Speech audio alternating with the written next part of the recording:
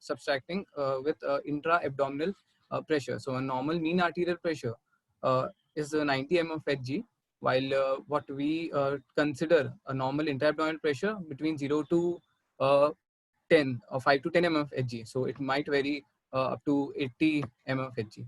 Now, intra-abdominal hypertension, intra-abdominal pressure when it is sustained or if the repeated pathological elevation more than 12 mm of Hg without any organ dysfunction, that is an intra-abdominal hypertension.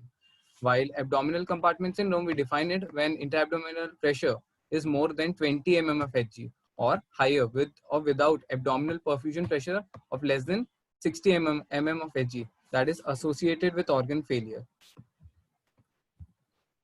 Now, these are the two graphs which are showing how a normal abdominal pressure and how abdominal compartment syndrome can be, how intra-abdominal pressure and organ dysfunction can be related together. So as we can see from till as we discussed before, when intra-abdominal pressure is more than 12 mm of Hg, that is defined as abdominal hypertension. But if it exceeds more than 20 mm of Hg, that is abdominal compartment syndrome. So here this graph, as it shows, this is the point where we can actually salvage a patient from converting intra-abdominal hypertension to abdominal compartment syndrome, which is actually defined with increased intra-abdominal pressure with organ dysfunction. So Rahul, just to have importance of differentiating between intra-abdominal hypertension and ACS, yes, of course, by with the differentiation of the pressure, but clinically, how do you differentiate between the two? What is the importance of IH or what is the importance of ACS clinically? Clinically, if a patient only present with IEH, so there are not going to be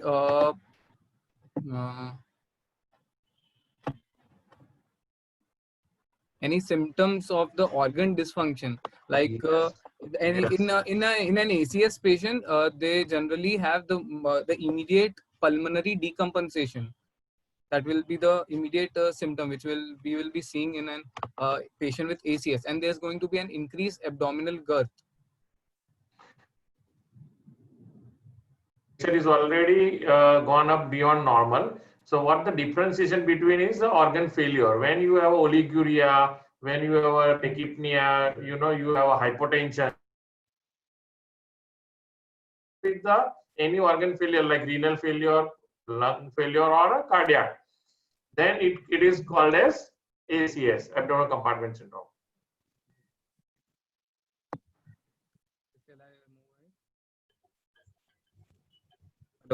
Hello. Shall I go ahead? Yeah, see, in simple mechanism is that as the pressure rises, it compresses upon the IVC, so venous return decreases, so cardiac filling decreases, so cardiac output decreases, BP drops. Therefore, there is tachycardia. There is stenting of the diaphragm, so patient finds it difficult to breathe, so there is respiratory distress. There is decrease in renal perfusion because pressure on the renal vessels, so there is oliguria. So once this starts happening and there is, that is how it manifests. So that is the time it is actually before the organs fail. This is what is the early progress of intra-abdominal hypertension to abdominal compartment syndrome. So all these parameters will start changing.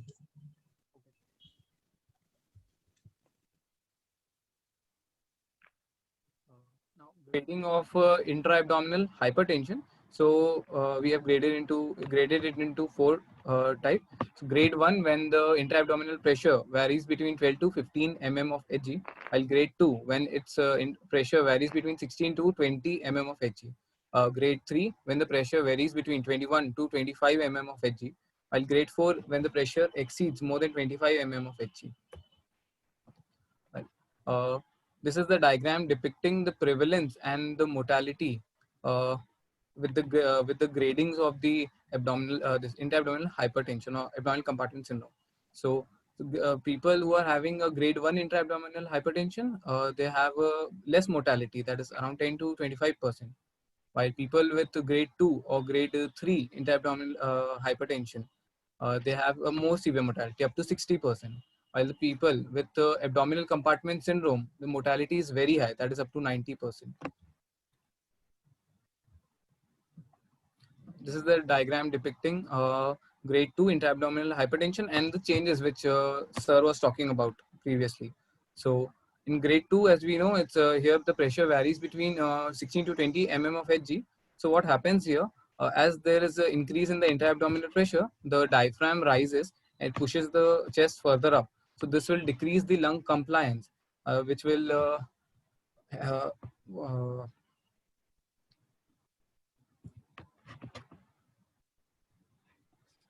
which will make it difficult for the person to breathe. That might further cause hypoxia, hypercapnia, because there's going to be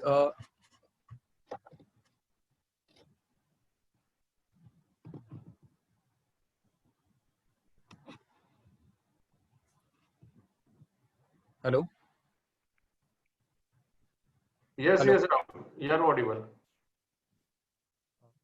As the diaphragm pushes the lung upwards, so that will cause decreased lung compliance, which is because of that the lung is not able to expand properly. So there's going to be decrease total lung volume as well as the functional residual capacity, which will further lead to increase in the pleural pressure, and there's going to be hypoxemia, and there's going to be retention of CO2 that will cause hypercapnia. Now, another thing, due to increase further rise of diaphragm upwards, this will cause also hamper the heart. Because of that, there's going to be decreased end diastolic volume, as sir said previously, that because of intra-abdominal hypertension, it compresses the inferior vena cava, so which will cause the decrease in preload, and it is also going to compress the other peripheral capillaries and vascular beds, which will increase the afterload. So this together causes decrease in the cardiac output. Because of that, the patient have the symptoms of hypotension, and as because of rise of diaphragm, patient also have tachypnea.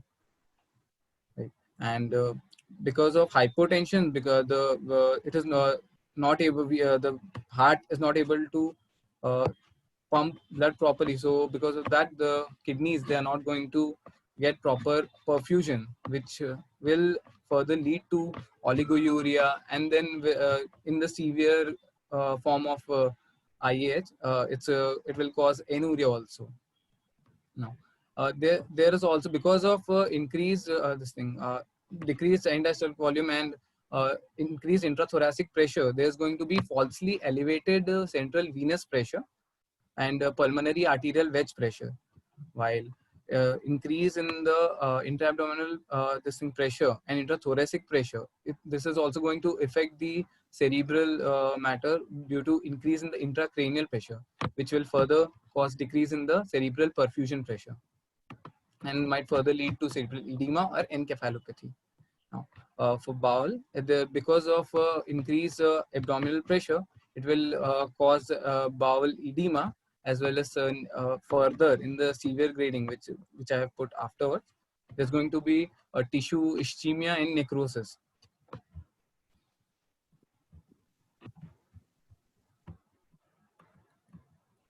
Now, this is the slide showing grade 3 and grade 4 intra-abdominal.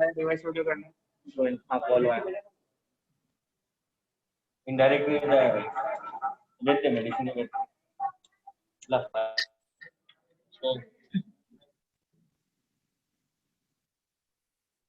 Hello. Grade 3 and grade 4 intra-abdominal hypertension.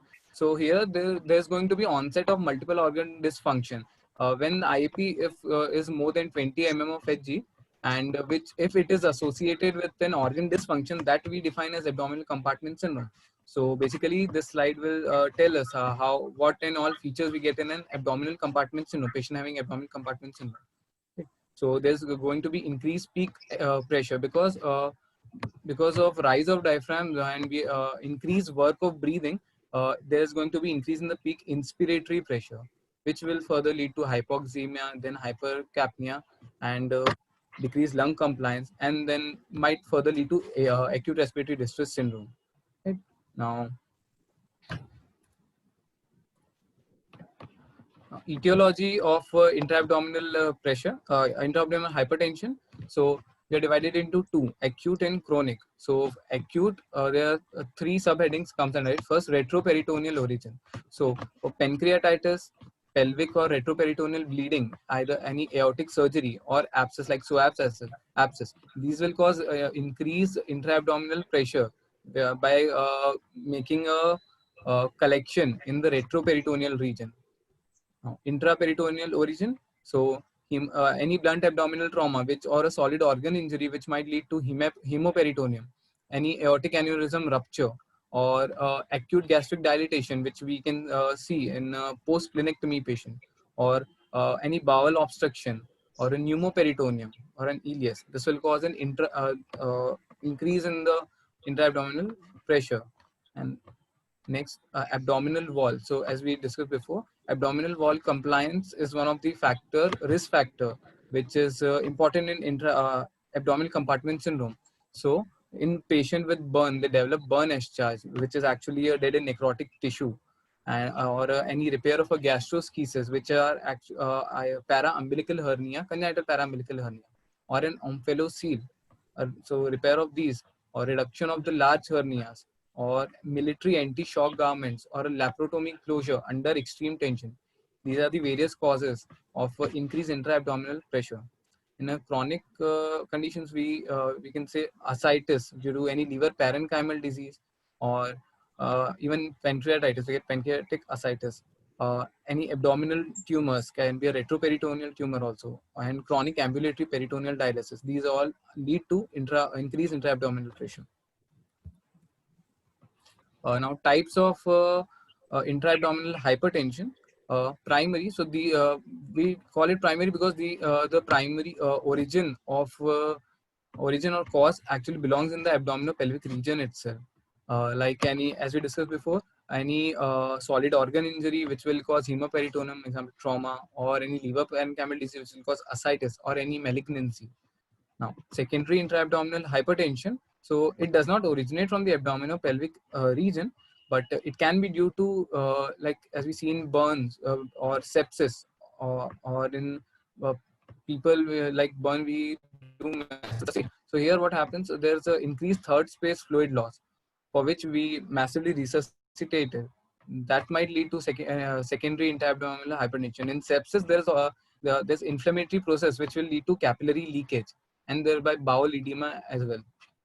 While recurrent intra-abdominal hypertension, so these redevelops following previous surgical or medical treatment of primary or secondary intra-abdominal hypertension or abdominal compartment syndrome. Now, pathophysiology. So these are the three main principles, like high volume resuscitation, or a decreased abdominal wall compliance, or increase in the abdominal content. So high volume resuscitation, as we know, in people with septic shock or hemorrhagic shock, or with people having patient having large surface area burns, or in a patient with pancreatitis, we have to hydrate them. So that that is also a cause of intra-abdominal hypertension. While with a decreased abdominal wall compliance, like in a large or circumferential torso burn, which will cause a large eschar, which will decrease the abdominal wall compliance. So by repairing the ventral hernia, a large ventral hernia that with tight closure or prone positioning. Now, cirrhotic liver with tense ascites and large neoplasm. These are the intra-abdominal content which might lead to intra-abdominal hypertension. Now, this is the pathophysiology. Yeah. Rahul, speak little louder. Yes, sir. Sorry, sir. Intra-abdominal hypertension, what it causes, as sir was previously telling, it will cause the splinting of diaphragm that will lead to decrease in the thoracic volume, and thereby also decrease in the abdominal perfusion pressure. So as there is going to be decrease in the thoracic volume, there's going to be decrease in total lung capacity, going to be increase the pleural pressure and increase work of breathing so that it can compensate and maintain the saturation. Now, this will cause the respiratory muscle fatigue. So because of that, there's going to be an atelectasis and going to be an increased dead space as the lung is not able to expand properly. Now, this will also lead to hypercapnia as well as hypoxemia. While because of decreased lung compliance, there's going to be increased peak inspiratory pressure, and which might cause barotrauma if the patient is on ventilator, and which lead to acute lung injury. So these all are finally going to lead to an acute respiratory distress syndrome, which will further cause multi-system organ failure. Now, because of decreased abdominal perfusion pressure, this will cause an inflammatory response. Because decreased abdominal perfusion pressure, this will cause an inflammatory response. So there's going to be a neutrophil priming, and that will cause increase in the cytokine load, which will damage the respiratory membrane, alveolar membrane, and will further cause lung capillary leak and going to cause the pulmonary edema. This will also lead to hypoxemia, which will further cause acute respiratory distress syndrome and multi-system organ failure. Pathological effect on organs. So as we discussed before. Sanjay, are you there? Yes, sir. I am there. The point is that somebody was asking what will be how the acidosis will occur and its effect when we are talking of pathogenesis. Yes, Rahul. Because what happened during intra-abdominal pressure, it will compress the vascular beds. So there's going to be an ischemia, and there's going to be an increased anaerobic cell metabolism, which is going to cause increase in the lactate production and acidosis thereby. Okay. Yes, both way. One is anaerobic in hypotension and oliguria. So this will again perpetuate your shock pathophysiology if you are not correcting it timely. So that way also patient will have a acidosis. Okay. A pathological effect on organs. So first we are going to look at lung. In lung, because of an increased intra-abdominal pressure, as we know, it was going to push the diaphragm upwards. Splitting of diaphragm will occur, which will cause hypoxemia, hypercarbia, hypercapnia, and barotrauma. This will finally result in the acute respiratory distress syndrome. Now, in intestine, because of increased intra-abdominal pressure, this will cause the ischemia in necrosis, and there's going to be an inflammatory response, which will further lead to damage to the mucosal membranes of the intestine. Now, if the intra-abdominal pressure exceeds 15 to 20 mm of Hg, the capillary blood flow, it is going to be dramatically reduced. That will lead to anaerobic metabolism, and which is going to cause an acidosis. That will contribute to the acidosis which is occurring. While at an intra-abdominal pressure 20 mm of Hg, there's going to be compression of the inferior vena cava. That will decrease the preload, and because of that, there's going to be decrease in the cardiac output as well. Now, even because of this increased pressure, the kidneys are not going to be get perfused properly, which will lead to renal insufficiency, oliguria, anuria, and finally to renal failure. Now, in brain, because of increase in intracranial pressure, that will cause and decrease cerebral perfusion pressure will cause cerebral edema, and thereby encephalopathy will progress. Now, in people, as we discussed before, the types of intra-abdominal hypertension. So in secondary intra-abdominal hypertension, one of the cause was massive resuscitation. So in people with critical illness, with fluid resuscitation, and there is third phase fluid loss also. This will also contribute to the elevated intra-abdominal pressure. That will cause bowel ischemia, thereby vena cava compression, reduced blood flow to heart, and then reduced cardiac output because of that hypotension, and that will cause reduced flow to organs and multi-system organ failure. After effects on organ system.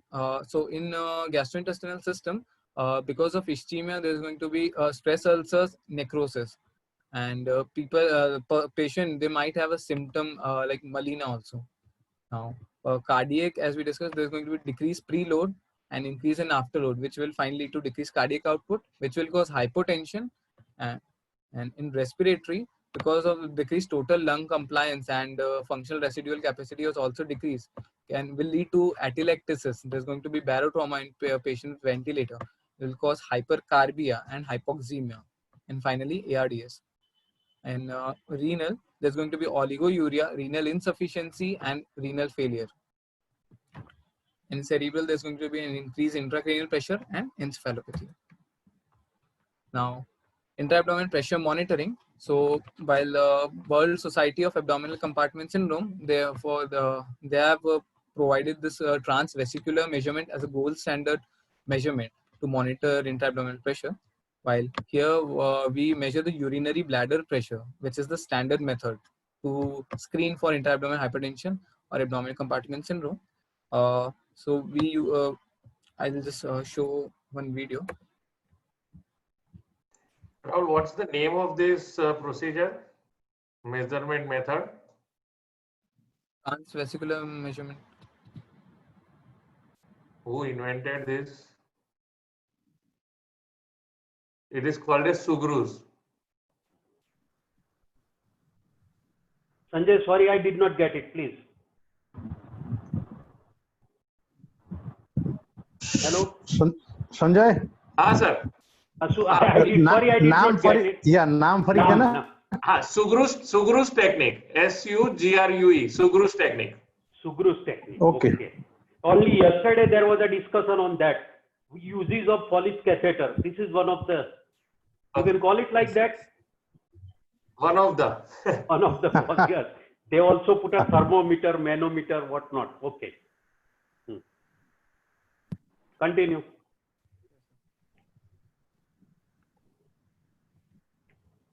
Rahul? Yes, sir. Video is not working? Just a second, sir. Okay. Internet problem. That is the atmosphere outside is like that. That you must be having problem. Okay.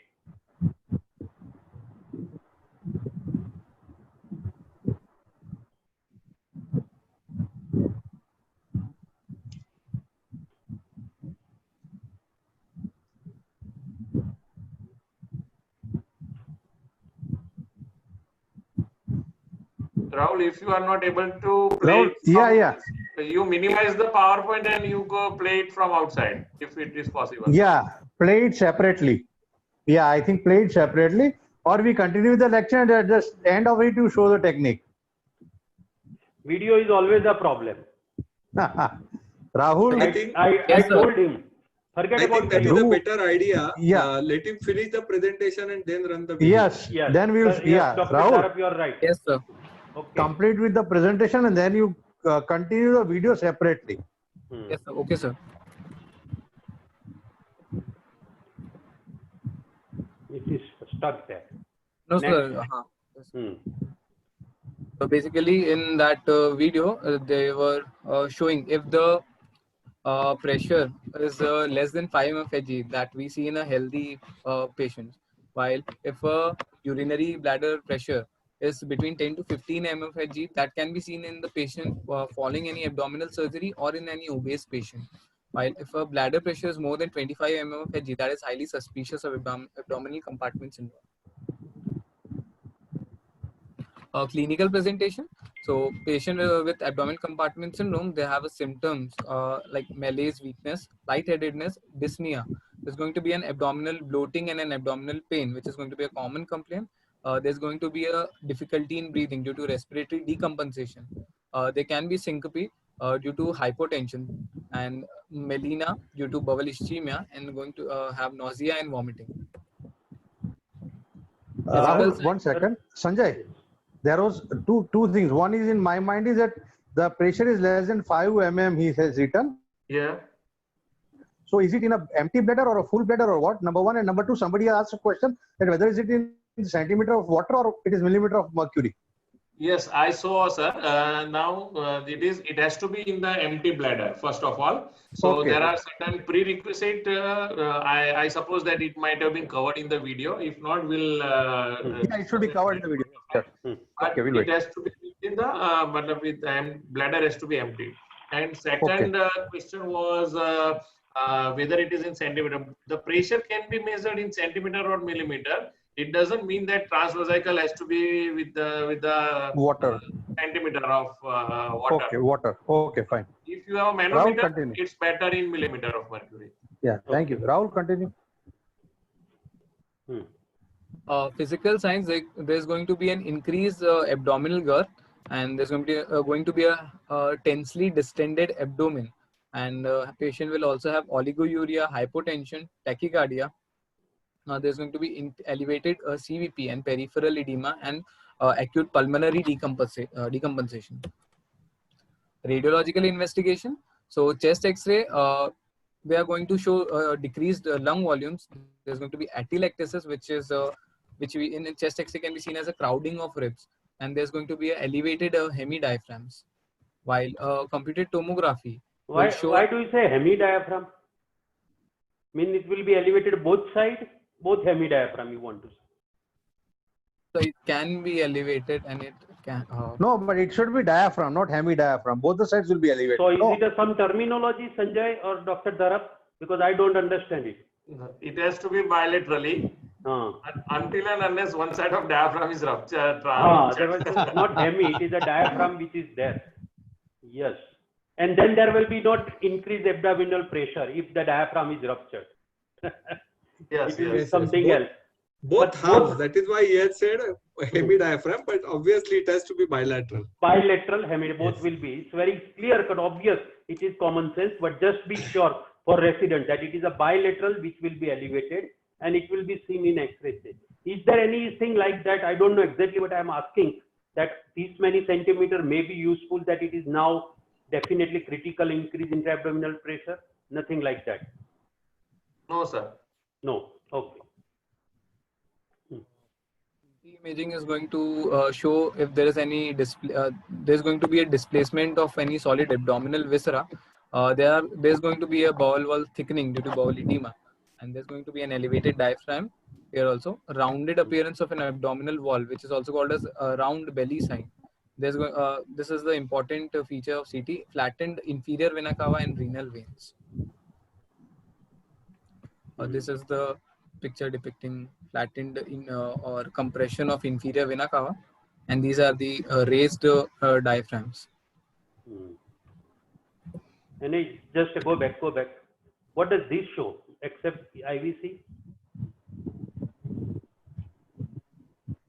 Does it show anything? What is the arrow is suggestive of? The AP diameter.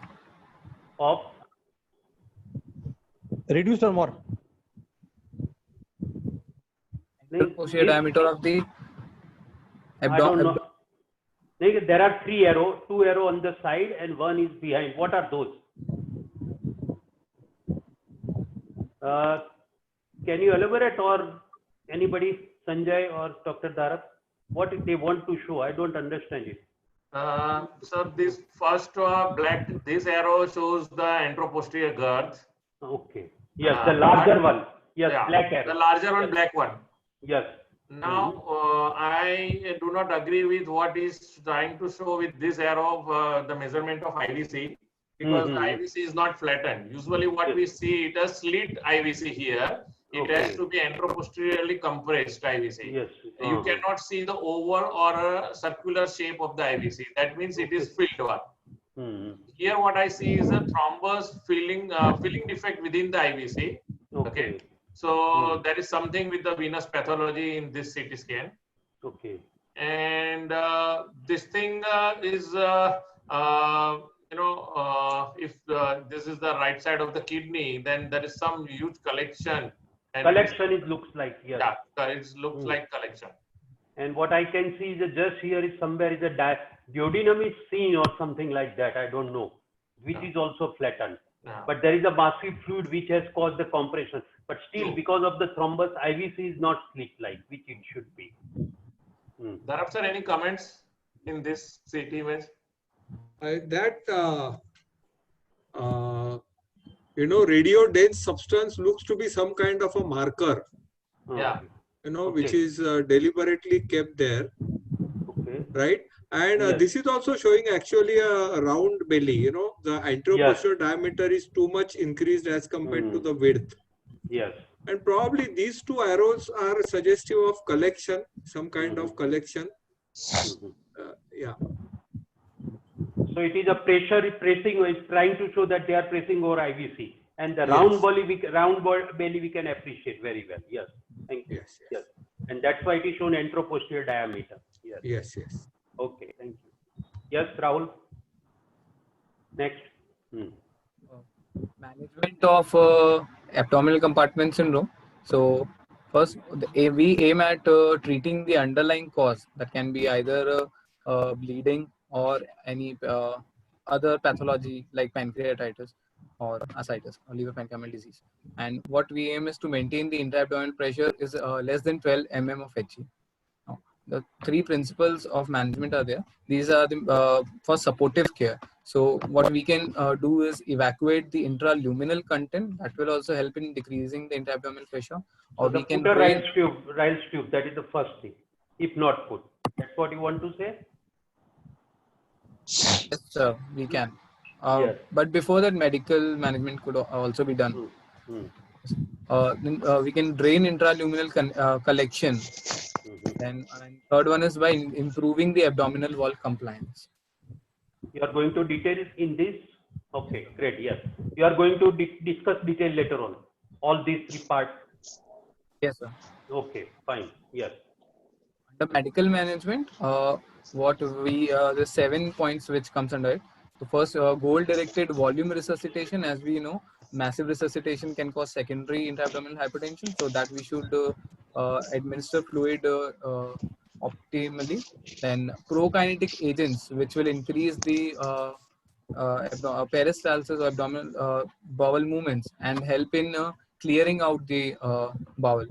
Then Dharap, sir, yes, Dr. Dharap, because I also read that are they really useful, particularly when there is a development of abdominal compartment syndrome? Prokinetics will they work?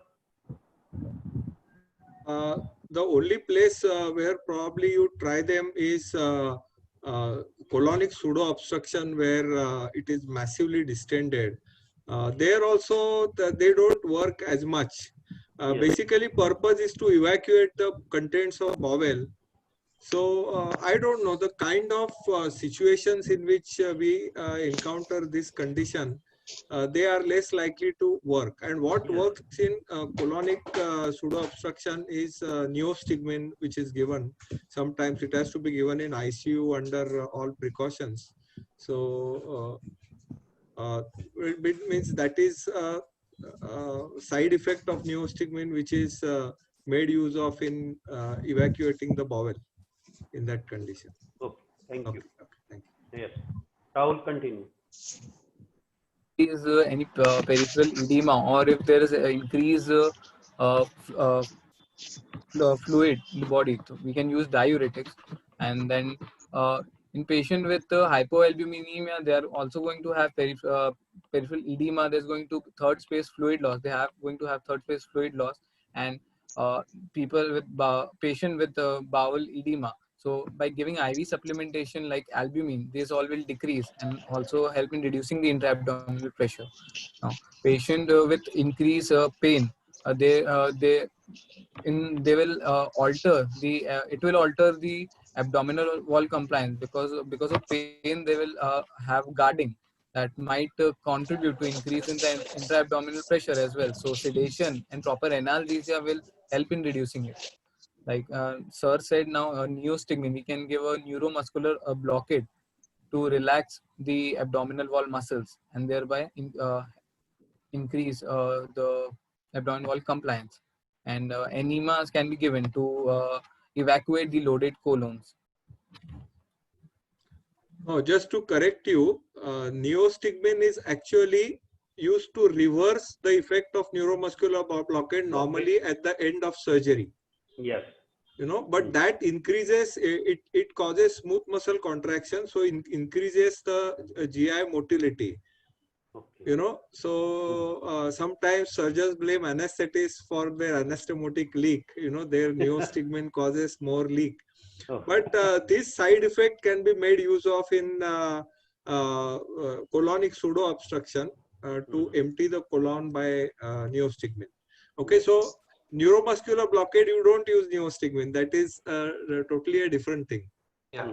Okay. Neuromuscular blockade is basically a muscle relaxation. When patient is on ventilator, you give neomercazole or neovac or atracurium kind of thing, which relaxes the skeletal muscles and abdominal wall muscles, so that patient would have abdominal wall compliance. But neostigmine is totally different. It works for bowel empty. Rahul, I have got two questions. One is, if the severe paralytic ileus is causing intra-abdominal pressure, does any medicine work? And second is a medical condition, acute gastroenteritis. We see many patients with a tense abdomen, typical round belly. Many times we come across these two conditions.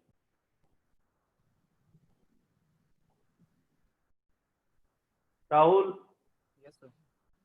So apart from putting a Riles tube, sometimes putting, you can call is a flatus tube. Flatus tube. So because they can amount to, Sanjay, sometimes abdominal compartment syndrome. We have seen quite a few number of Yes, times. sir. Yes, yes. And one thing what it should come while measuring, he has not covered up a detail of IAP measurement, which might be discussed during the video. But what we need to emphasize here, same thing is clinical scenario and sequence of the scenario. Like what we do not treat any investigation, we treat the patient. Same thing here. Sometimes patient might have intra-abdominal hypertension somewhere around 15 to 20 in isolation, but he do not have a consequences of the same. So that just manometry is not important, but the patient's clinical pathophysiology is very, very important. So just do not take IAP in isolation. Yes, that is a very important point, important. and I totally agree. Yes, sir. Yes. So that in those conditions, I think no medicine will work. The cause which is causing acute gastroenteritis or pseudo. Yes. So the message is, sir has said, is very clear that don't treat only increase intra-abdominal pressure increase. The cause is more important, particularly, and it can vary patient by patient. There is a primary treatment in paralytic ileus is to correct that cause which is causing the paralytic ileus. Like suppose there is an electrolyte imbalance or any particular post-operative sepsis or the. Similarly, AG, treatment of AG is important and not the treatment of increased intra-abdominal pressure. That's what you want to say, Sanjay, I think. Yes, yes, sir. Yes. Okay. So you should understand it's a condition which is caused by so many things, because the management, if patient is having acute pancreatitis, the management of increased intra-abdominal pressure will be different. A patient having a post-operative cause, the management would be different. So it varies from, and the patient who has a cirrhosis with ascites, management will be different. Okay. Under surgical management, so interventions which we can do to decrease the intra-abdominal pressure, we can insert an RT. Again, Rahul, you should specify. There are certain managements which are generalized, means which can be done in all cases. And there are certain surgical management which can be done case by case. Means whatever may be the pathology, accordingly you can treat them. Yes. Nasogastric tube insertion will help in decompressing if there is any acute gastric dilatation or if there is any loaded stomach. And we can also do percutaneous drainage, like in pancreatitis. Patient can have a peripancreatic collection. So percutaneous drainage with the help of a pigtail catheter or by putting in any external drain, we can decrease the intra-abdominal pressure.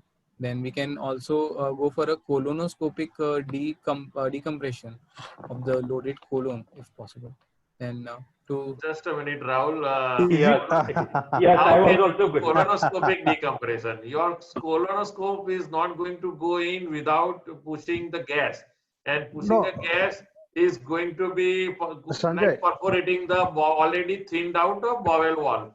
So what you do is a flattest tube, if at all you want to do with a good lubrication. But colonoscopy, I would say it is contraindicated. So that's a dicey thing. I would also actually, and not evacuating the bowel, but if there is a, what I would suggest is if there is a small knot or something which if you can derotate by a colonoscope, And that's a different thing. that so ultimately you are using the colonoscope for flattest tube. The only difference is that in the colonoscope you have a longer tube which can help you in assisting and suctioning, whereas Without flattest tube there is insufflating much. yes, whereas flattest tube is small. Yeah, true. Yeah, I think again colonoscopic decompression is used in colonic pseudo obstruction. Pseudo, where Yes, there sir. is- yes. So where if the neostigmine fails, there probably the Yes, after sir. that what you try is insert a colonoscope and suck out gas. But in these cases, it's mostly gaseous distension and Yes. not much fecal matter for it to be successful. Okay. How do you deflate small intestine? You can deflate stomach and colon, that's right. But in enteritis and paralytic ileus, if there is massive paralytic ileus, how to deflate it? I think, sir, that is why Sanjay said that it is better to treat the cause, because Treat for the cause. small Yes, bowel we don't have anything. But if the cause is not getting control for 24, 48 hours, can mechanical deventilation be tried, Sanjay? Sir, it would be very detrimental, but if you are not able to identify the cause, or if patient is deteriorating, then the only option is laparoscopy. But enterotomy and laparoscopy, both to be deferred. You can't play with the consequences of management of the consequences without managing the primary cause itself. Okay.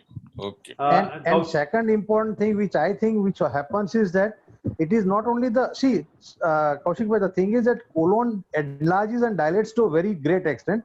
Small bowel does not inflate to that extent.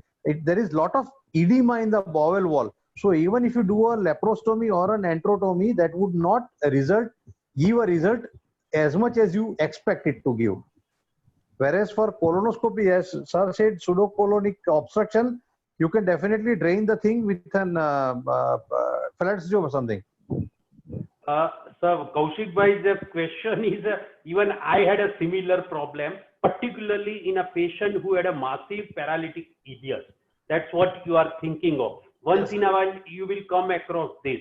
True. So the best thing is what I have said, treat the cause, but there is definitely some indication of mechanical decompression, even in a paralytic ileus. If it is massive, and the point is that it should be amounting up to the grade 3 or almost grade 4 abdominal increase in abdominal tension, like that. That's what I believe. Sanjay, Satish sir.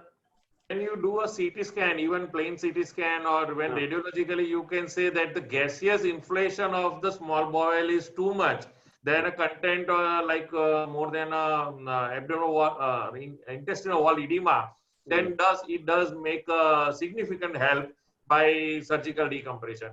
But conditions where secondary abdominal intrahypertension, like shock patients resuscitated too much aggressively, or Burns patient, then probably sometimes treating this surgically will make the condition more worse, because if you are not treating the cause, your laparoscopy be very difficult, because more bowels are going to come out and out, because it is just a edematous bowel than the gas-filled bowel.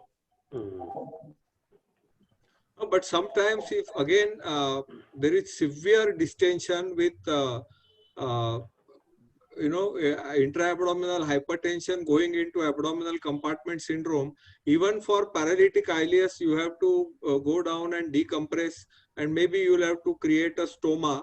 So that fluid drains out. That is just to decompress the bowel. But again, sir, the bottom line is that the condition of patient should be so bad that nothing else is working, then this should be the last resort. And do not try to close the abdomen. I think Rahul is going to describe those things little later, I think, Sanjay. right? Okay. How to close the abdomen after such condition. But one thing is, once in a while, because we are most of the time very much worried for a negative laparotomy sometimes. But yes, there is some justification in such cases. But as Sanjay has said, it should be done only after doing at least a plain CT. That will give you the idea actually how much decompression you are going to achieve by doing a laparostomy or by doing the enterotomy.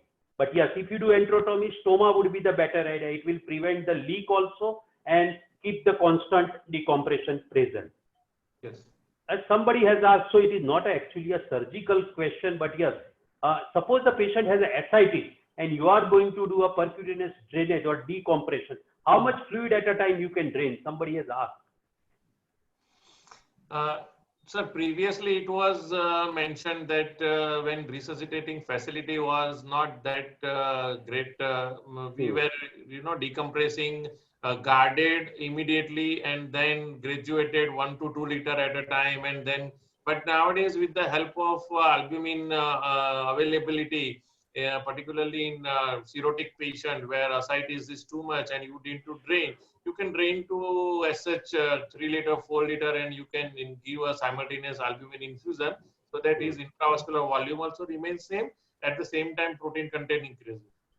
Okay. So it is obviously it is a common sense, which you don't simply drain, because if you drain, protein will go and it will worsen the condition in long run. So it should be replaced. Okay, Rahul. Last resort, if none of this helps, is surgical decompression. That is laparotomy.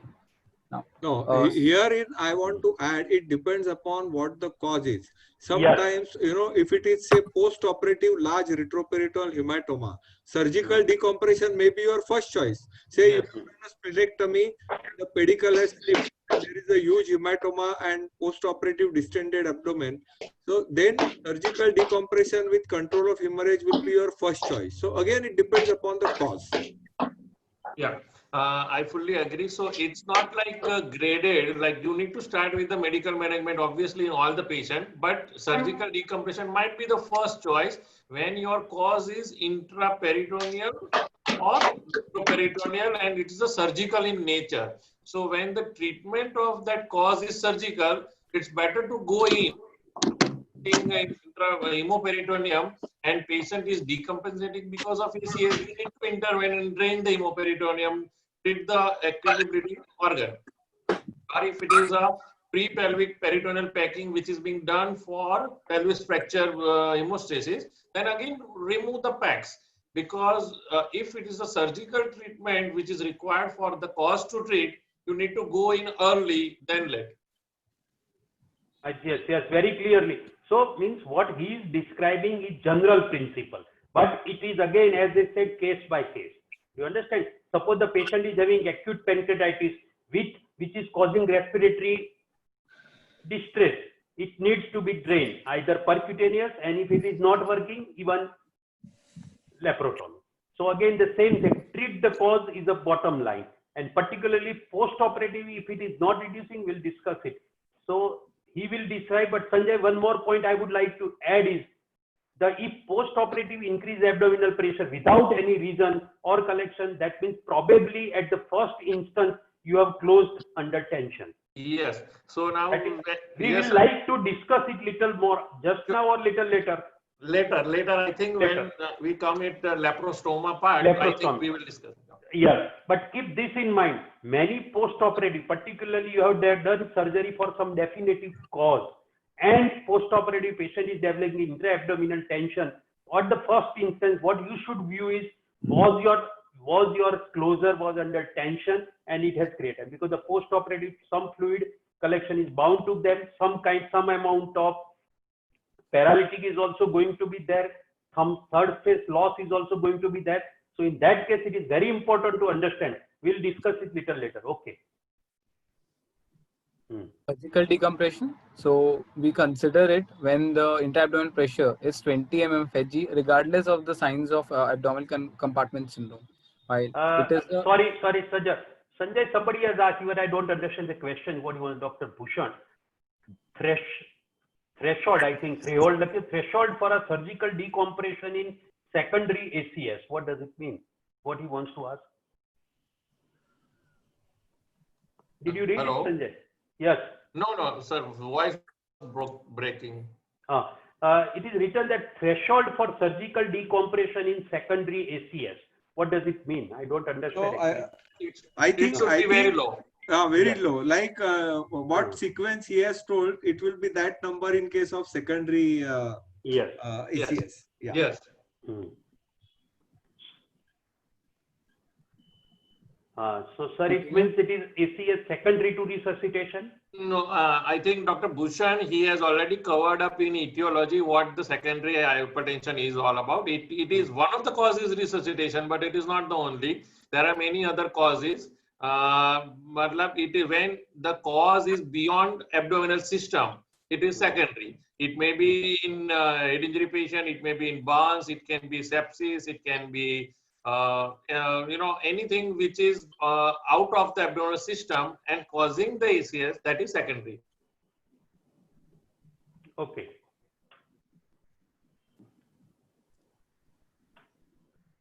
Rahul, continue. Surgical decompression, that is the definitive management. While most of the surgeons, they perform decompression and then they maintain an open abdomen by using temporary abdominal wall closure, by using either a vacuum system or a mesh or any zipper. Now, the fascia can be appropriately closed after 5 to 7 days after the compartment pressure and swelling have decreased. Now, effect of the surgical decompression. So there's going to be the reversal of what the pathophysiology was. So as we decompress, like we know that most of the organ dysfunction is due to increase in the abdominal pressure that is causing the compression and decreased blood flow. So as we do the abdominal decompression, there's going to be release of compression. There's going to be increase in the ventilation, improved ventilation. There's going to be reduction of the peak airway pressure, and thereby improve cardiac output, and that is the organs are going to get adequate blood flow, and this is how it will reverse the surgical decompression. All the symptoms are going to subside.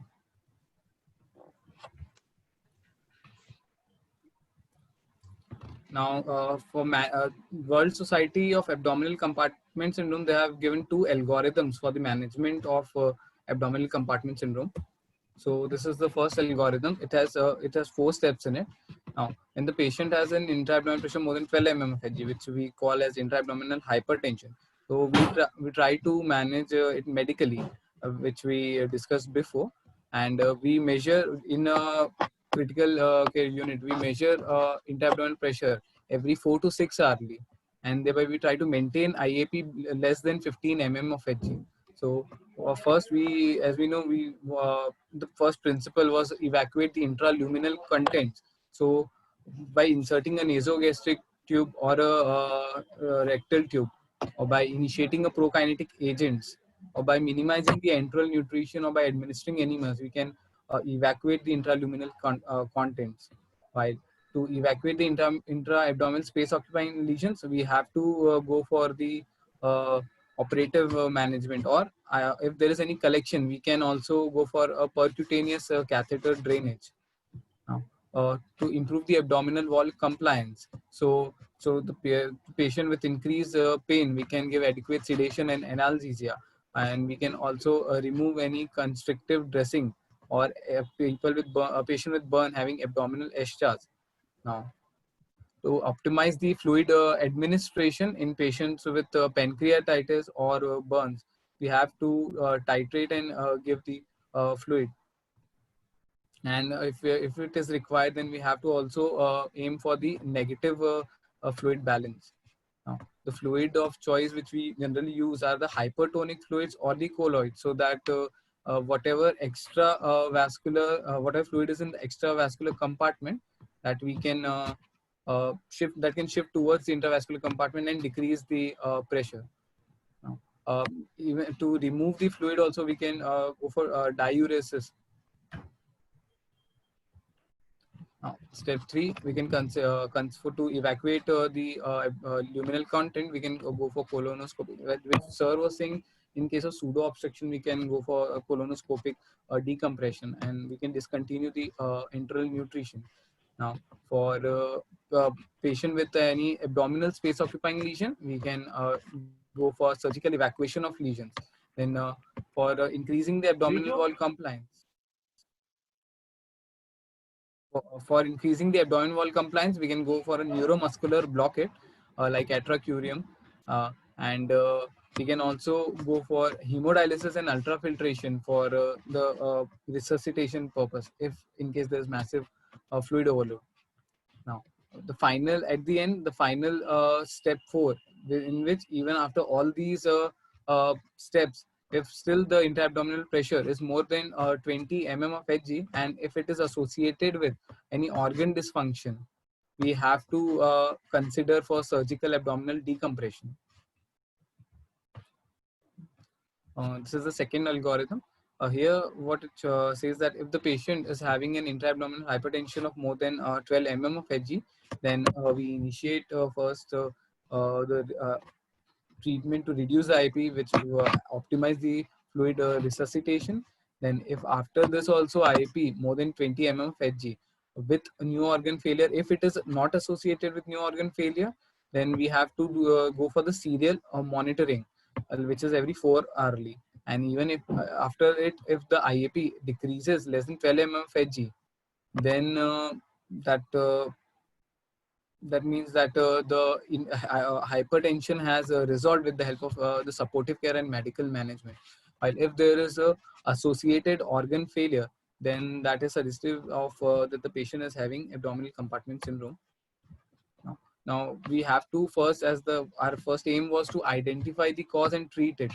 Now, we need to find what is the cause. So we need to know that is it a primary abdominal compartment syndrome or a secondary. So if the patient is having a primary abdominal compartment syndrome, so we will perform any abdominal decompression surgery if required. While if it is not primary and if it is secondary or recurrent abdominal syndrome, then and if it is associated with any progressive organ failure, then we have to go for abdominal decompression. While if it is not associated with abdominal, not associated with organ failure, then we can continue the medical management and monitor to reduce the intra-abdominal pressure.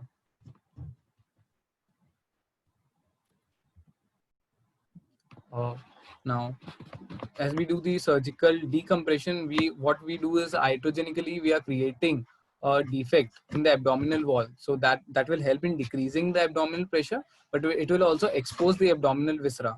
So open abdomen, generally these are the 3 indications in which we have to keep the abdomen open, like in either in a damage control surgery or in abdominal compartment syndrome, or if the patient is having any septic abdomen, which will cause the bowel edema and collections. If we are creating an open abdomen, then we also have to protect the underlying viscera. So we have to temporarily close it. So the ideal technique should fulfill all this. So the ideal technique of a temporary closure should prevent the evisceration, as well as it should control the peritoneal fluid and also prevent the infection. Now, it should prevent abdominal compartment syndrome and thereby also minimize the intra-abdominal pressure.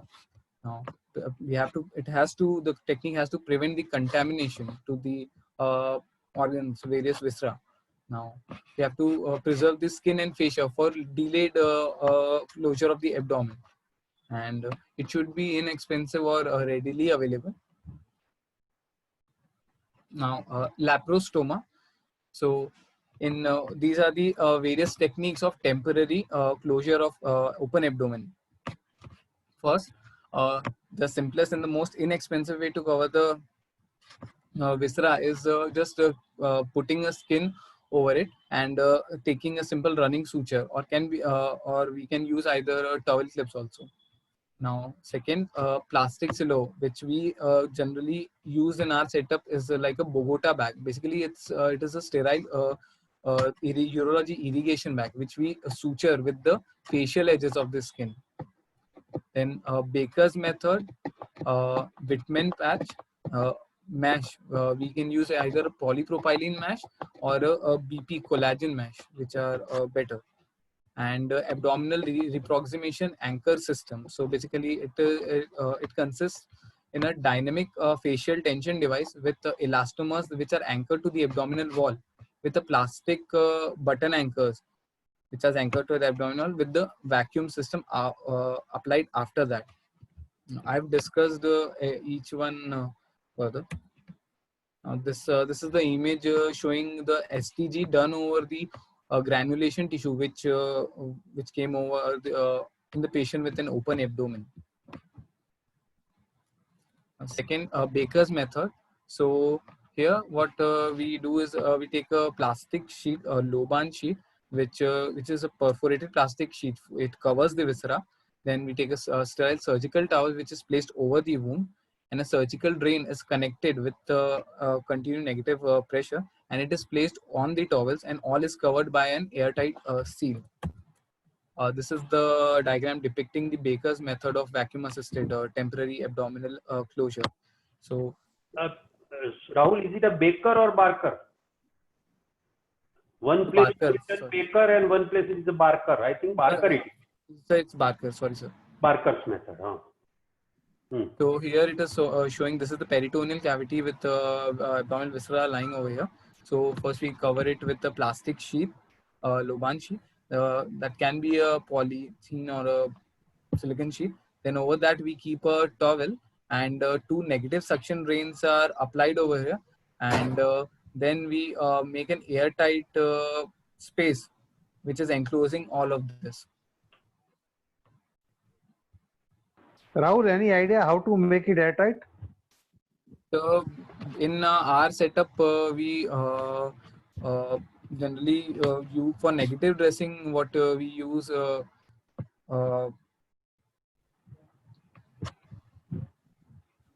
Slow suction.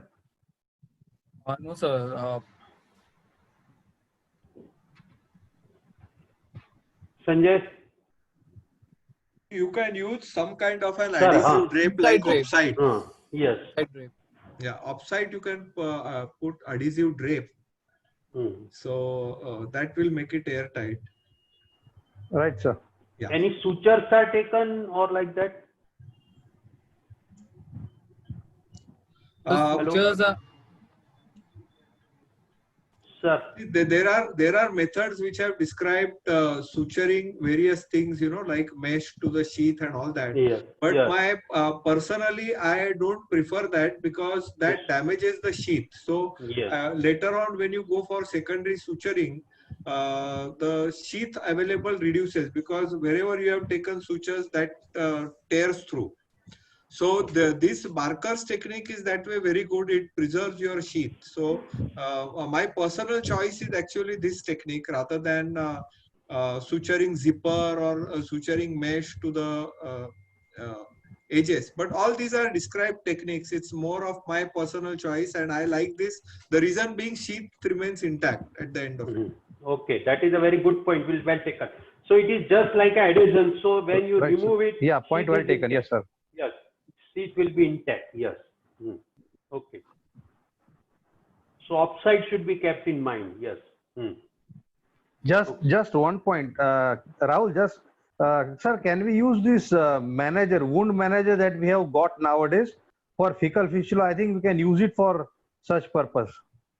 Yes, actually, KCI has Apthera, which is Okay. made exactly for this purpose. So they put some sheet.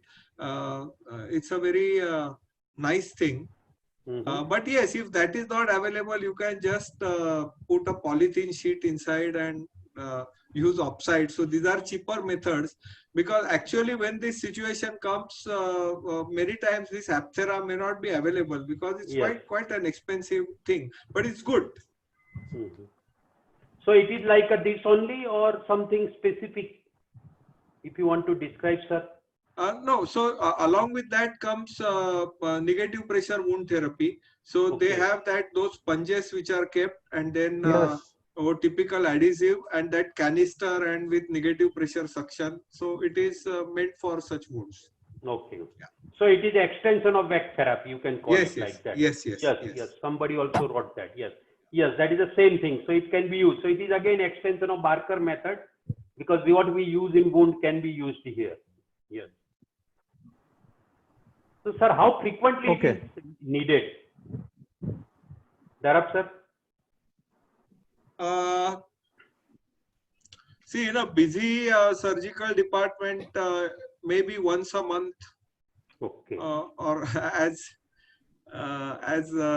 frequently as that. But obviously, you don't need it daily. Once Yes. in a while, you have such patients. Yeah.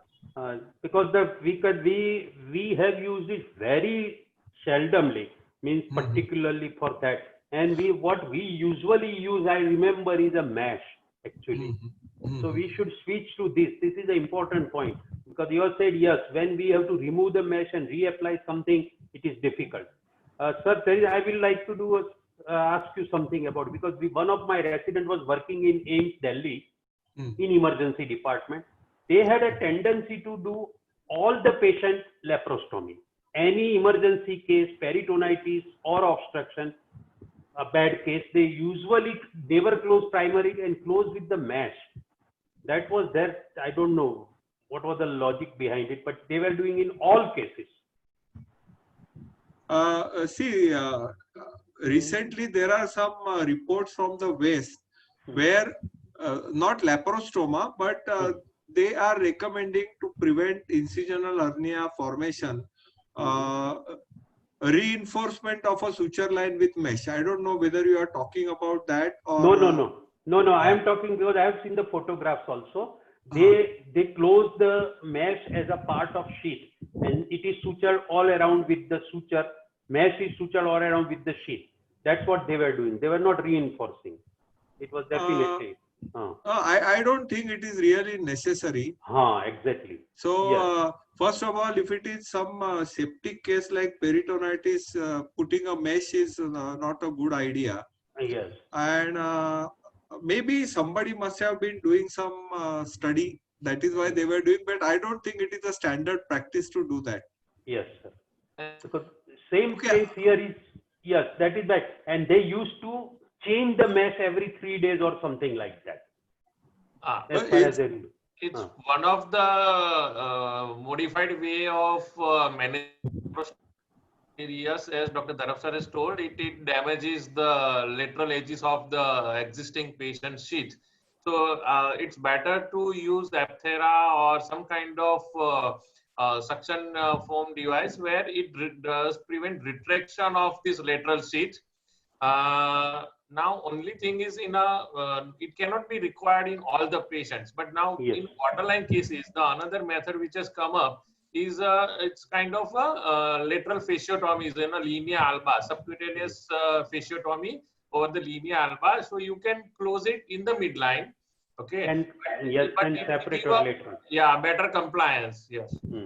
What you want to say is actually incision on a sheet and close the linea alba like that. Yes, laterally you put a incision so that it comes in the midline. So I think it's like anterior component separation. Yes. Yeah. Yes. So I would say again, it will be useful if it is a case of obstruction without contamination. Otherwise, contamination, you will worsen the condition. True. Yes. Sir, here also I would like to ask Rahul, have you discussed already, because my connection was lost in between, about tension suture? No, sir. There is no any role of tension suture in temporary closure of open abdomen. Yes. So here, because even we are doing it today, but it is categorically, see, Sanjay and sir, you will agree that there is no role of tension suturing, which we are doing. Even one of the case we have done before 10 days. No, sir. Nowadays it is well proven that there is no role of tension suture for abdomen. When you are doing it, that means this is the patient who is likely to develop abdominal compartment syndrome within first 2 or 3 days of post-operative course. So it's better not to close at that point of time. and close it after 2 or 3 days once this edema and primary pathology of ACS subsides. Yes. So because we have not geared up, this is what I am saying. We are so much geared up that there should be always a primary closer. So we have to change our view, and we once in a while should understand that it is better to keep it open for 2-3 days and then close it. Yes. Sanjay, if there was your conference, I think Dharab sir was also there.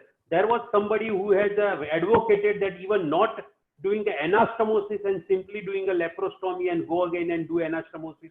I think who was he? I forgot. Sanjay, if you remember. So that is there in damage control surgery. Yeah, like damage when control. patient's pathophysiology is not allowing you to do definitive surgery, you just come out in the shortest period of time.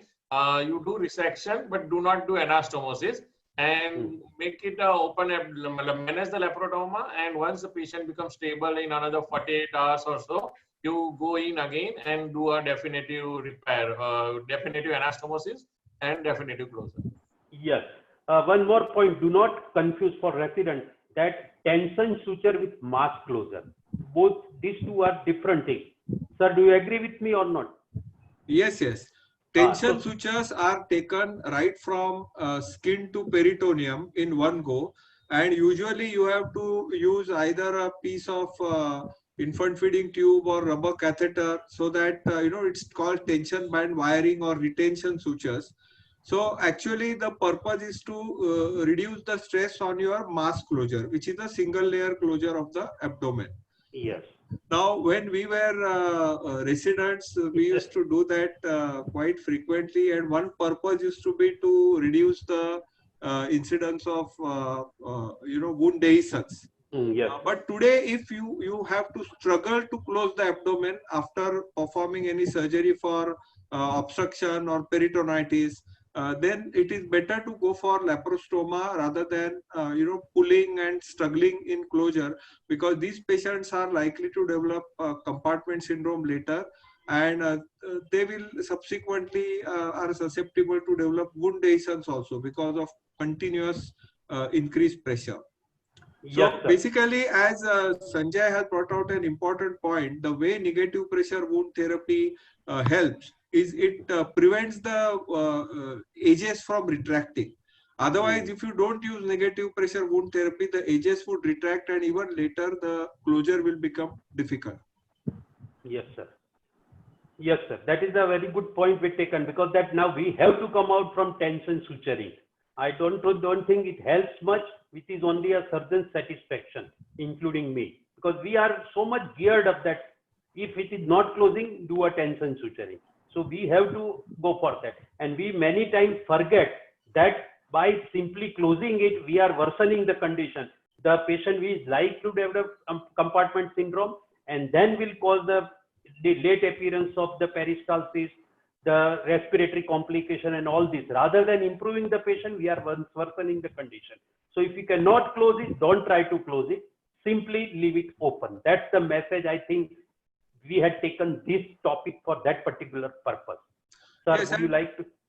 Yeah, one of the reasons is also the way we are trained over generations, that any patients in hypotension, and there has been overemphasis on crystalloid resuscitation in patients who come in peritonitis or obstruction. We have been told about third space loss and so much crystalloid loss. So both surgeons and anesthetists tend to resuscitate patient using a lot of crystalloids, and today it is recognized that excess crystalloid resuscitation is also contributing in a big way to this intra-abdominal hypertension.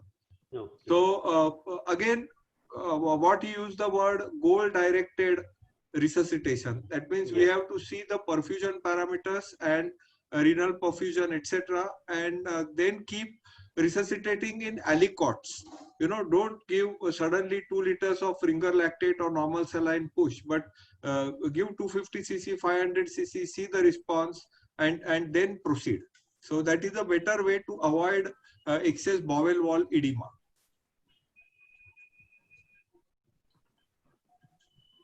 Okay. Hello? Yeah. Yeah, Rahul, go ahead. second method which we called Whitman patch.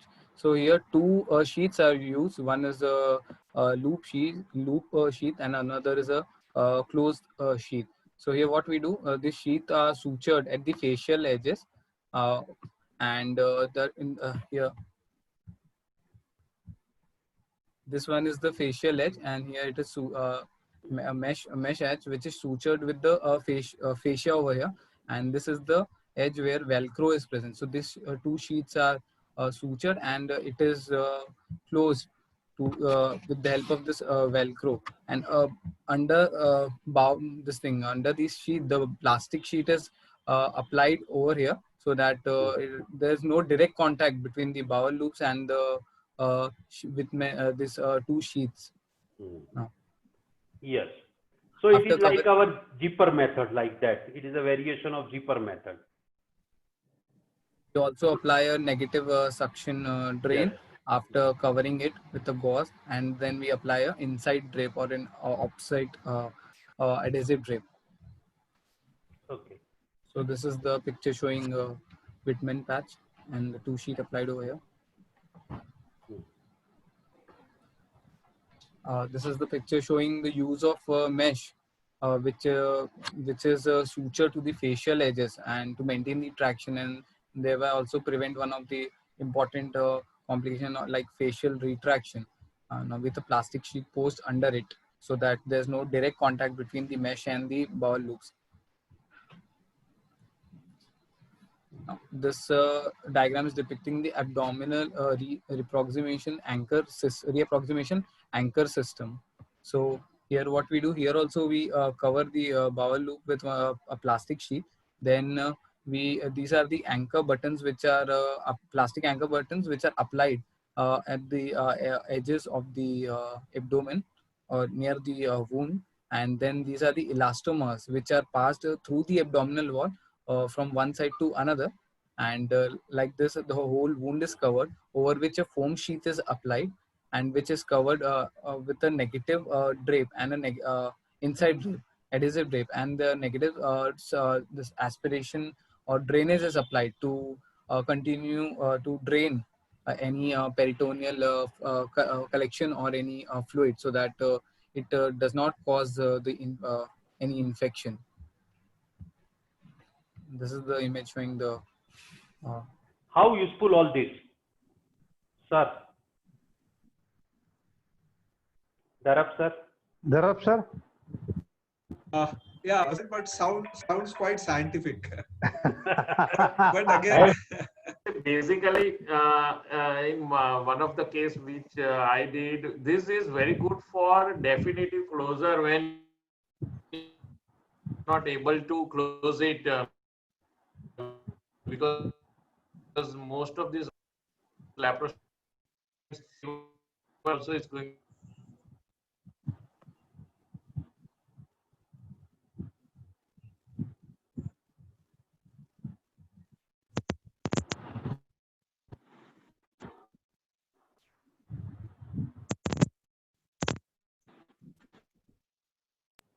Yes. Rahul? Yes, sir. Should I go ahead? And Sanjay, you want to say something? sometimes I think your voice is not coming through. you can Actually, sir, there is some issue. Even I am not getting voice in between. Mhm.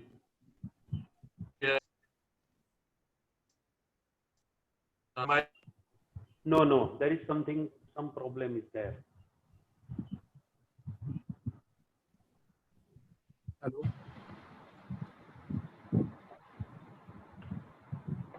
So should I continue? Just a minute. Somebody has asked about this. Which material uses, Rahul? Which is the material? There are two parts. One is a sheet inside, which is non-adhesive, like any other thing. These are the special button type is used, and which suture is used. That's what somebody is asking. These are the elastomers. Now, what is that? So there's something like a nylon. He doesn't know. Even I don't know. I don't know. But there are special sutures. Can they be tightened or something like that? yes, sir. Or I just think yes, Progressively. progressively tightened. Just Yeah, Sanjay, you can progressively tighten to reduce the defect. Yes. So I think the buttons can be tightened, I think. नहीं You can pull the thread. Thread can Yes, be yes. pulled. There, button will anchor towards with the abdominal wall. Yes, But you can abdomen, tighten yes. inside elastomers. Yes. Yes, And yes. they are anchored with the adhesons or something Fevikwik like. What is it, please? It is through and through, so it anchors at the skin level, but the elastomer Okay. passes through the whole abdominal wall and come Okay. inside to the other side. So it is a Okay. tension suture open Full, like that. Clearly. Yes. Yeah, full thickness. And gradually they are tightened, so pressure does not increase in a single go. Single go. So it is in between that when you use only sheet and when you use tension, this is in between. Yes. Okay. Yes, Rahul. Yes. So this is the picture diagram depicting which we commonly use in our setup is a Bogota bag, which is a Euro bag, sterile Euro bag.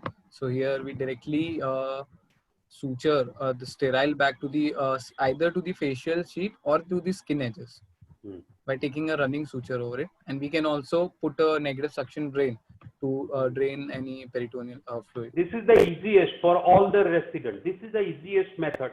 Sanjay, would you agree with or not? That's why it was very popular. Yeah, it is popular and it is easy, is cheaper. So you don't have to wait because many times these are unplanned surgeries. So all Apthera and all that may not be readily available. But what you can have readily available is flexible IV bags, IV fluid bags, or a Euro bag where you can use this PVC material to approximate and make a laparoscoma. And it is used on the skin because we prefer on the skin rather than sheath. Yeah, only on the skin, sir. Only on sheath because the purpose is defeated. If you use on the sheath, that the sheath will be compromised. Yes. So with the skin and how much, for how long it is kept and changed, Rahul? We have to do the definitive closure within 7 to 10 days. Yes. For Do you agree? for a patient with open abdomen. Sanjay? Yes, till your purpose is served, the laparoscoma is good principle, but it cannot be prolonged for just wasting unnecessary time. So it should be, goal is early closure as early as possible when your ACS is not there. Yes, sir. But all of this, one thing I have very clearly seen, and that is importance of negative suction. Even Dharak sir has said very clearly, this is very important. So we should use it more and more frequently. Yeah. Right, sir? Yes, yes. Yes. Okay. Rahul? So other than this, I want to add one more point. Yes. There was one article about the use of botulinum toxin to increase the abdominal wall compliance to reduce the large ventral hernias, which is also called as progressive decompression of the large ventral hernias, so that there is not sudden increase in the intra-abdominal hypertension, or which might cause abdominal compartment syndrome, so that we can prevent it. See, now we are talking about emergency conditions. Use of botulinum toxin, for it to be effective, it takes at least 1 week. So that is used electively for large incisional hernias, what is called as loss of domain type of cases, where more than 25% of the abdominal viscera is lying out. And it's a good method for elective incisional hernia repair to increase the capacity of the abdominal cavity. So you can use either progressive preoperative pneumoperitoneum, where you keep on injecting air every day inside the abdomen till the patient gets shoulder pain, or you can use this botulinum toxin. So that is usually injected under ultrasonic guidance. You get the nerves in between the internal oblique and the transversus abdominis. So under ultrasonic guidance, you can see the nerve, and in between the costal margin and the iliac crest on either side, at 3 places you inject botulinum toxin. But it's actually quite expensive. You require 2 vials and each costs 18,000 rupees. So, you require 150 international units on either side. So, cost wise, it becomes an expensive affair. So, but that is not useful in emergency situations. Emergency, yes. Yeah. So it is like a prophylactic management in incisional hernia. Similarly, you can also discuss planned pneumoperitoneum. But sir, can we use it as, see, for example, we are keeping an open abdomen. Can we use the injection because we are planning to close it in 7 days? Has it ever been any kind of drug trial has been done? That wherever you are going for a laparostomy, you inject it so that it becomes easier for us to close after say 5 or 7 days? Yeah, I think that sounds theoretically correct. And I think you can inject it. It should be safe because it's the same procedure that you are closing a large incisional hernia. But it takes about a week for it to be effective. Yes. So generally it should be given at least 1 week prior to a definitive surgery. Okay. Yes. Rahul? So as an outcome, patient with abdominal compartment syndrome, the healing takes longer time, maybe more than weeks, and they have to be at their hospital stay is also prolonged because of this. And for a patient with ACS, the survival ratio is around 20 to 40%. Sorry, mortality ratio is around 20 to 40%. Now, sequelae of laparostomy. So, as a local effect, patient might develop gastrointestinal fecal fistula, or can develop any intra-abdominal abscess, because if there is any contamination inside, then that will increase. Then any abdominal infection, then because of a mesh or the in plastic sheet which we are applying, there can be adhesions which will cause bowel obstruction, and that might need any subsequent surgery to remove the to do adhesiolysis, and one of the complication is facial retraction, which is very important for the abdominal closure after delayed definitive abdominal closure afterwards. And as a systemic effect, there's going to be a systemic inflammatory response syndrome. There's going to be a fluid and electrolyte imbalance. The patient will have sepsis, might go into sepsis, and due to an inflammatory reaction, there's going to be a capillary leak, and patient is also going to have catabolic state. Okay. Sir, would you like to have any closing comment, Darab sir and Sanjay, both of you? Sir, Oh, just he has to show 1 the second. video. Yeah, that is. While we are Video. discussing, Rahul, can you just start Yes, the Try video the video. without Try the PPT? video. Okay. Yes, I will. Just a second. Sir, meanwhile, Darab sir, give your closing comments, please. Yeah, I compliment Rahul for an excellent presentation, and I think all his teachers made a very stimulating kind of interaction. So it's not easy to talk, to a big crowd online. So he Yeah. did a wonderful job. Mm. And I think again we have discussed almost all the points. One question is, I think somebody asked the question, what is the, that mmHg and centimeters of water? So Yes, that sir. you have to be aware. If you have a transducer, pressure transducer available, then you will get the reading in millimeters of mercury. And if you are using like, bedside, how we measure central venous pressure from the mid-axillary line, then you will get it in centimeters of water. Yes, sir. So you must know that the conversion between millimeters of mercury and centimeters of water, which is not very difficult. You just multiply it by, I think, 13 or so. You get the centimeters of water. Yeah. Video visible? Sanjay, Yes, would you yes. like to say anything? Let the video get completed and Yes, yes. Video is going to work? Yes. Yeah, it is working, sir. Hmm. Here we took an NG tube, and this is a Eurovac tip. What we are trying to make this system. So this video is very helpful for a ward procedure if we don't have a kit to there comes an artificial this thing ready-made kit to measure an IAP.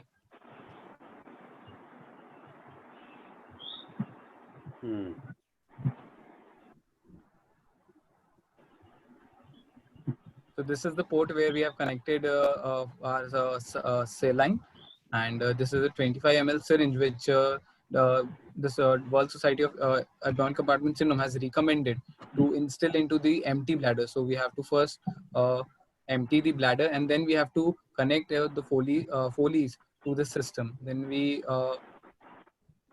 instill around 25 ml of saline into the bladder, empty bladder.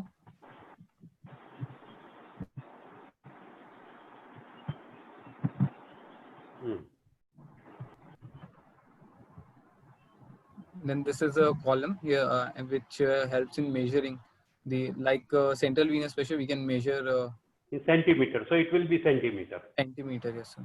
Yes, sir.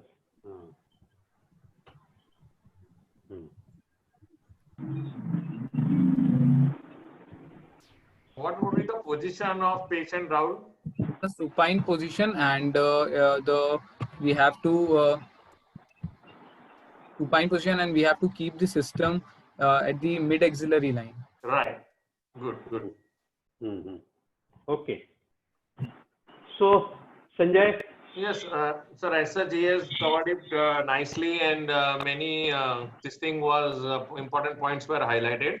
The only thing for a resident is we already discussed, when it is a surgical cause intra-abdominally, better you go in early, and when it is not surgical cause, better to get away till it is highly required. Because if you are going in early for those patients where intra-abdominal cause is not the surgical one, then without managing with medically, or patient is on muscle relaxant, on ventilator, you have tried it all intraluminal evacuation and all that.